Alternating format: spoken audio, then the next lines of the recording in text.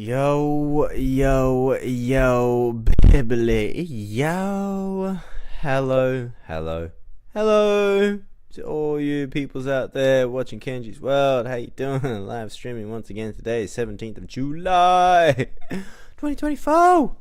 What a fucking year. I need to do my taxes. How you doing? How are you doing? I'm okay. How are you? I have realized I have put myself into a world of a fuckload of meetings. And so I sit at this desk doing so many bloody meetings. And now I'm losing my fucking mind. Business. Hilarious. It's great. It's working out really well. Lots of good conversations, great conversations, things I'll talk about today. About the holistic perspective for everybody, how looking at things from everything is interconnected worldview is such a time saver / makes your insights more concise. But before I do, look at the ticker right now. Oh man, 65,000 BTC. Can you see it? First and foremost, this is for entertainment purposes only. This is not financial advice, but my god, the great beast is moving. What was it? Like a week ago? It was down at like 53, 54k. Oh, did you buy? No, I bet you didn't fucking buy, did you? Sat there twiddling your thumbs. Oh, wait for a great opportunity when it goes to $100,000. No, I'm sure people who are watching hopefully have some invested, but it's never too late. But sometimes I'm just watching this. I know nothing about crypto, but I'm watching Bitcoin as this fucking monster, this giant, this sleeping giant that realistically hasn't even made its big step, like in a grand scheme of things. So I'm curious as all beans. Curious beans. Beans are curious. Yeah, fact. But Solana, look at that, $160 ripping.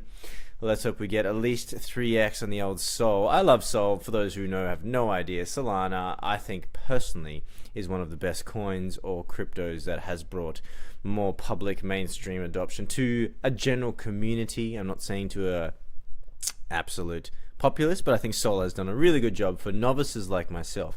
Absolutely know nothing about tech kind of guy, and helped me bring myself into crypto, into the sphere. Very user-friendly with their phantom wallets and an engaging, even if it's just aesthetically pleasing. I would say it's the most aesthetically pleasing color scheme for me. I just love that green, aqua, blue, purple, turquoise look with the black. Looks pretty great. And that's it for my crypto news. I want Bonk to go to the stars, and I want Dog with Hat to go crazy. So, that's it. On to more real-world news.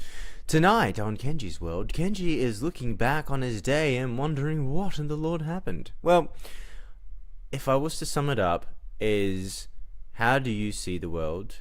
What lenses do you see the world through? And is it a disconnected universe, or is it a connected universe? If it's a connected universe, you can see that there is causal relationship between realistically absolutely everything and everything, and it's the whole butterfly effect thing, that once you change one thing, you change the course of everything. If it's a disconnected view, then you probably see that things don't have correlation. Things can be they can be just random occurrences that don't make sense. I loved it in the Kabbalion. This is very paraphrasing, but it's talking about the nature of random or things that look like they make no sense is merely a cause unseen. So you just can't see where it came from. There's always a cause and effect. There's always a correlation between everything. But the question is, can you see it? Can you see the nuance? Can you see the fine detail? Can you see a larger picture? And we're discussing today of just coming from that spiritual perspective, man, and we're using the language of energetic, but for me, coming from the spiritual paradigm, that if you understand spiritual law, the laws of heaven, the laws of the universe and the cosmic fabric have principles innately designed into its systems, into the fabric woven beneath that which we see or experience, and the mental and physical makeup, and its effects are all determined from these principles, or that these principles are evident, in the material and physical planes. Hence, we can start to see these principles. And at the beginning, we might just see them as physical principles, but then we might see, oh my God, they're actually mental principles. And once revelation occurs, and to me, revelation is a connection occurs, a connection between you and life, and the gap is now non-existent. A bridge has happened, and you have meshed. You have come in contact with the true source of information in life. To me, that's God. To me, that's spirit. Whatever you want to call it, doesn't really matter. But if you've experienced it, you know it. If you haven't, you'll be wondering what the F I'm talking about. And that's fine if you haven't. I'd say keep inquiring. Keep inquiring, and like Krishnamurti said, question everything. Question, why do I do these things? Where am I? Why in the Lord's name is going on here? Not why. Why in the Lord's name? What in the Lord's name? But maybe why as well. Kenji talking out of his bumhole. So yeah, just keep asking yourself questions. What am I doing here? Why do I act the way that I act? What are the influences in my life? Social, family, political, economic. How is this creation made?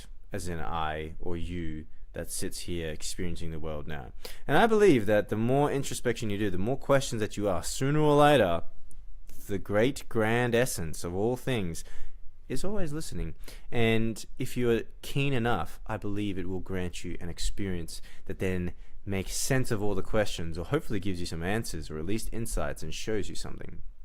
And then this is what Brian Marescu was saying inside of his Immortality Key, that once you have gnosis, and gnosis was knowledge as the Gnostics were describing it, and Gnostics, Gnostic, Gnostic, they were inquiring into this same principle, into the nature fabric, into the nature of what lies below. And when you tap into it, that there's actually knowledge. It's not just energy that's like, it makes me feel like I want to wake up in the morning, but hey, Yankee doodle doodle doodle. But it's got intelligence intertwined into it. It's got wisdom. It's so much smarter than I. And even now, as I sit here at the moment, the great practice for me is to get out of my own way and let it do the talking, let it do the conversing. I just need to stay with it. We talked about this before, relinquishing control, the irony or paradox of human choice. And the choices we make may be not to make the choice, but we're making choice. And I myself am accepting that there's something more intelligent. But these are macro lenses. So today's conversation I was having was, if you are able to see it from that lens, then it gives you an insight that's quite profound. And if you dig deep enough, you can see causal relationships, cause and effect intertwined into each and every day of our lives, and how things happen. You will start to probably see that it's less confusing as to why the world is the way that it is. If you start to see how history, how the things have passed, how everything that came and everything that we tap into feeds into what we see today, and what we see in front of us, in front of our eyes, this physical world has merely come from the dreams of those who have walked here before us, and how they have implemented those dreams. The dreams that made it. Every footpath you walk on was first an idea. The footpath itself, how the design and all that was a long time ago, but where it was going to place, how it was going to be placed, was an idea before it was real. So these are all dreams. Everything you see, touch, feel was all a thought. It was all in someone's mind first before it came into this physical place. And where did that idea come from? I don't know. This is the whole creativity question. Is it in the brain? Does it come from somewhere else? Are we tuning into it? Are we a part and parcel of it? Are we delivering it? How do I know any of these answers? Probably, I have no idea. And I'm going to say not probably. I don't have all these answers. But I don't need to know in terms of a word-for-word dictionary definition, but you can have a knowing, which is that sense of connectedness, I believe. And Kenji's world will always circle back. It's a circle back kind of talk, because it's just me. But the whole point, or everything that if I could ever get across to anybody, is that if you can make contact, so for those that haven't, if you can make contact, you'll notice that this is probably the most important thing in your life, this connection, because it's tied to every other connection in your life. And you'll notice how if you don't have this connection, then meaning and purpose lacks in so many things of your life. And you'll realize that because you can't, not that you can't, that it's art and it's a focus to stay connected to that place.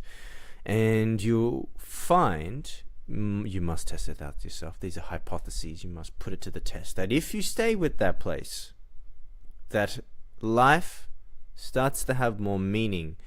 Is it that life has more meaning? You're bringing meaning? Who knows? But that you start to engage life in a purposeful way. And that's where richness, and you'll find a sense of inner fulfillment comes from that. And people, they do the sports, they'll engage in all kind of pursuits that bring them to that engagement. And maybe they'll believe that it was the sport or the academic pursuit or the career pursuit or this or that brought them value. And they'll say, it was that thing that gave me all this richness. But if I could break it down, was it, or was it merely the vessel and the catalyst that allowed you a pathway and a trajectory or a vehicle that allowed your focus to channel itself, embed itself, and apply itself so that you can become more focused and closer to this single point of attention that I think a lot of spiritual texts will talk about. A single point of focus. It's all my Kung Fu teacher talks about. All these anxieties, worries, depressions. It's a problem of focus. We're focusing on all this other crap when functionally all that we can really do is here and now. And this moment has been spoken of time and time again as something miraculous, beautiful, wonderful. And I spoke on the other episode about how I see the moment as for some reason, I was shown that the moment has all the answers that I would ever need in my life. And I need to find a way to get in touch with it. Practices. What's your practices? Kenji, full circle, back again. What's your practices? What's your practices? So, yeah, I don't believe that it's actually those things. The sports and the career and all that sort of stuff, they are avenues for the mind to apply itself. But it's actually when people make contact with that place into meaning, that's what fulfillment was. But it was obviously wrapped in a package and people will think it's that thing. So I don't believe it's those things. It's actually the connection with the thing, which to me is a divine connection, which is something. But the problem is, if you believe that, there's, not if you believe that, but there has to be that relationship mindset, I guess, to take it even further. To think that it's not just you, but it's you engaging in a relationship with something else. And that's, I think, where the beauty comes from. That's where the rhythm comes from. It's not just me. I have to learn to tango. I have to learn to listen. I have to learn to hear these things. Really observe and be in tune with it. Because if you can't, then you're not really riding a wave. It's just you smashing and bashing through. Does that sound familiar to humanity's pathway right now? Does it sound a little bit smashy-bashy? And making our way through, and we're going to be the dominators of this place. And we're going to rule. I'm like, I don't think it's going to last. I think the forces of nature and the principle will spit you out, eat you up and spit you out, because that's not aligned with wholesome, holistic, synergistic, symbiotic principles.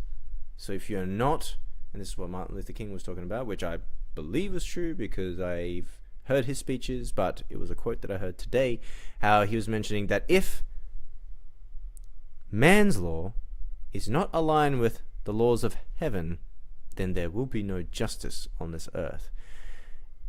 And I can hear or feel people, thinking about that concept, maybe reflecting on what's going on in the world, the nature of our justice system, how justice is being served right now. Is there justice, or is there a lot of corruption? And is that corruption in the system, or is it deep within our hearts?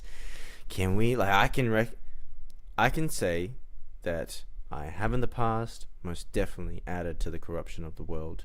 I have participated in it, and I'm not saying I'm free from it right now. I still do, in my own ignorance, in my own ignorant ways. I can see I'm still partaking in, not doing the right thing all the time. And yes, it might seem like I'm being hard on myself, but It's just something to recognize. Instead of all that, are we part of the problem that we're not stepping up? I wholeheartedly believe it's an individual's responsibility. Individuals got to make that difference, and we all got to step up. We all got to play a part, because you all got to figure out and recognize that you are important in this place, and you are very, very crucial to the whole scheme of things. So I might leave it there. I've got so much more to rant about, but I'll save it because I love you guys and I don't want you to hate me. So Kenji's World, Tickety Talk, Wednesday, Hump Day. Check it out. Crypto, Bitcoin at 65k.